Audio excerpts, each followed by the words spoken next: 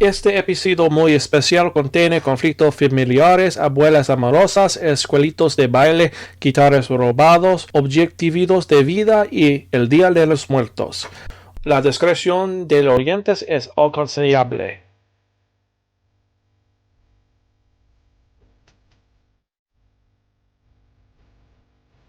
Recuérdame, hoy me tengo que ir, mi amor, recuérdame. No llores, por favor, te llevo en mi corazón y cerca me tendrás. A solas yo te cantaré soñando en regresar. Recuérdame, aunque tengo que emigrar, recuérdame. Si mi guitarra oyes llorar, ella con su triste canto te acompañará. Hasta que en mis brazos tú estés, recuérdame.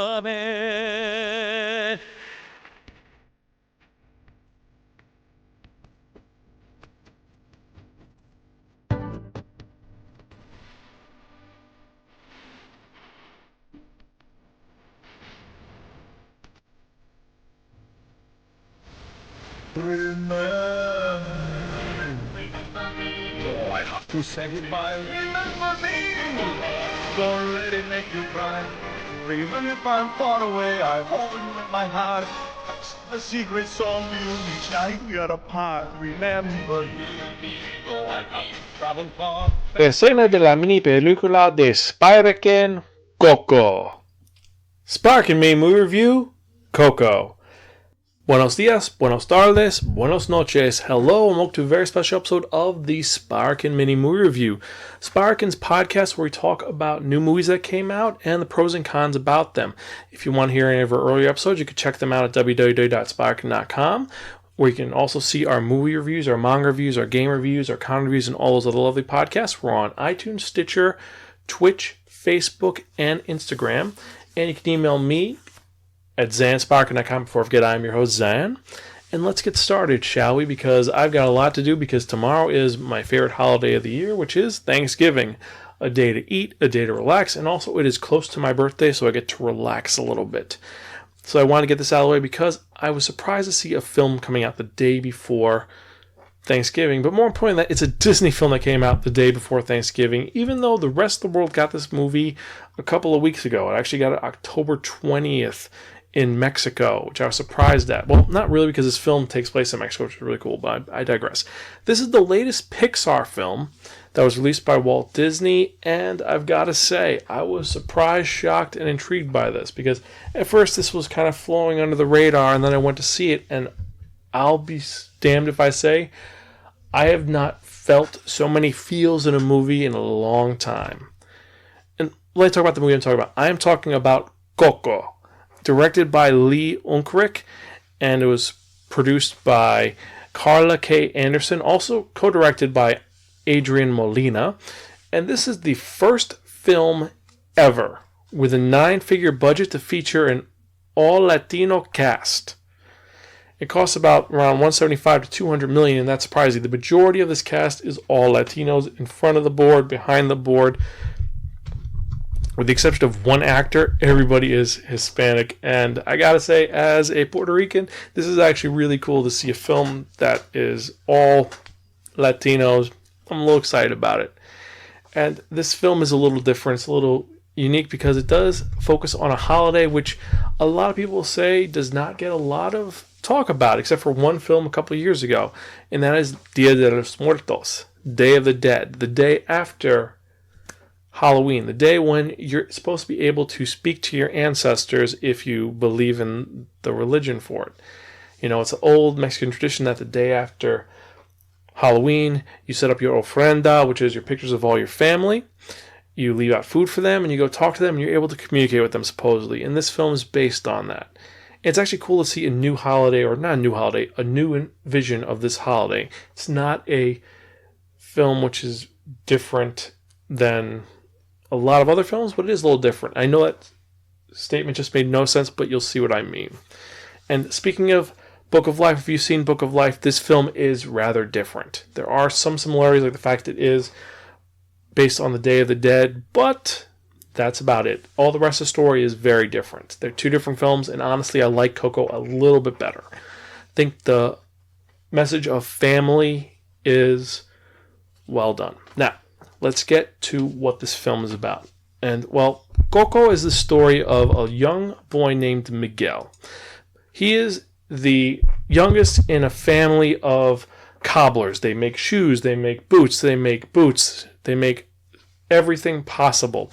They've been doing this for years because a long, long time ago, his great-grandmother, Imelda Rivera, her husband left her and her daughter Coco alone to become a musician. And so because of that, their family has been just making shoes forever. And she has banned music in the family. And every single matriarch of this family has followed this rule to a T. His abuela, his grandmother, is crazy about that. She is this chancleta-wielding crazy woman. Now, chancleta is a slipper. Like, if she hears music, she will hit you with that chancleta. Like, no music! She's an old lady that hates music completely, and she makes sure that the family does not listen to music at all. But Miguel loves music. He actually wants to become a musician, and he is inspired by this great musician named Ernesto de la Cruz, this singer from Imelda, his great-great-grandmother's generation. And he wants to be like this guy so much. He has all the old cassette tapes of him. He has old records and listens, and he kind of hides this away in his little hideaway in the house. And one day he goes to his family to tell them about his passion, and they freak out. They yell at him. They destroy his guitar because it's the Day of the Dead. There's a big competition. He's going to try to win. They destroy his car. He doesn't know what to do. He ends up knocking over the ofrenda, which I said is like the altar with all the pictures of the family, and he discovers that the picture of Imelda it's been split in half. Like, they hid half the picture, so it's behind it, but when he looks at the whole picture, he sees that her husband, his grandfather, his great-great-grandfather, who the face has been cut off, is holding the famous guitar of Ernesto. So Miguel thinks, oh my God, he's my great-great-grandfather. That's why we're into music, because I'm related to the greatest musician ever. So he ends up figuring, you know what, since I am Ernesto's descendant, I could borrow his guitar to enter the talent show. And he goes to the crypt the mausoleum where supposedly his grandfather's guitar is. He goes and he grabs it, and then because he stole a guitar of a dead person, he now is stuck in the land of the dead. And in order for him to get out of the land of the dead, he has to get approval from one of his family members. And because his family's anti-music, they say, you can go back if you give up music forever. He says, you know what? Grandpa would love me to have music, so I'll find Grandpa and he'll bless me to do it. So he goes to look for Ernesto Cruz, and it becomes this huge adventure in the land of the dead. And first off, I gotta say, the land of the dead is designed beautifully. It's not like Tim Burton's Land of the Dead, which is sad and depressing. No, this is vibrant with oranges and greens and neons, and looks like a huge party. Every day is a party and a lot of fun. And there are some unique, funny sentiments of this movie, like people are designed by their skeletons. There's a lot of disturbing images, but it's a lot of fun. Now, there's also some realism to this film because they actually explain that there are certain rules in the land of the dead. Like, if no one remembers you, you will fade out of existence. So it has this bittersweet tone to it, and this, I'm not going to go further into the story, but like I said in the beginning, this movie made me cry. It is very heartfelt, very wonderful, very sad, it's about a boy finding out who he is. You could compare it a little bit to Spirited Away, where it's a girl coming to her own, and this is about a boy coming to his own and discovering what really matters in life. And I've got to say, this film does accomplish that. And not just the film itself, the visuals are amazing. The voice acting is a lot of fun because you've got Anthony Gonzalez, this young kid, playing Miguel, and his vocals are amazing. Him singing, he has a great voice. I've heard the Spanish version. The Spanish version knocks him out of the park, though, but that kid's actually a mariachi, and he's like 11 years old, so there's that. You have Gael García Bernal as this character named Hector, who's his guide in the Land of the Dead, kind of helping him out. a little bit of a trickster. He's a lot of fun. You have Benjamin Bratt as Ernesto de la Cruz, which I'm surprised because usually he plays a good guy. So this is the first time you really see him playing a villain, and I like him as a villain. What else? You have Edward James Olmos as Hector's friend Chicharron, who's his old man. You have Gabriel Iglesias, Cheech Marin, Carla Mendida, Alanna Ubach, Renée Victor, Alfonso Aru, Selena Luna, and a lot of other names you may not have heard or know, but they're all very prominent and famous Hispanic actors, and they all fit so well in this movie. They do really well in this, I've got to say. It's a fun, inventive film. More importantly, it's a family film. I will say, though, that the ending is a little tough, especially if you're close to older generations, because it's really tragic and sad. And it's just like, for those of you who don't know, I'm really close to my grandmother.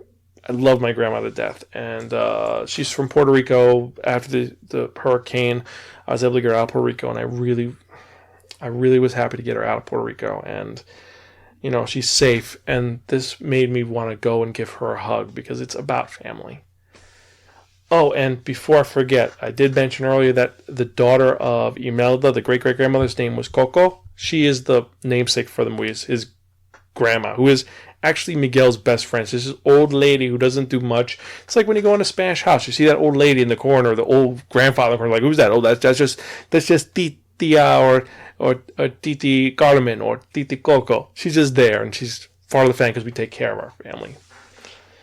And like I said, I could really relate with this film.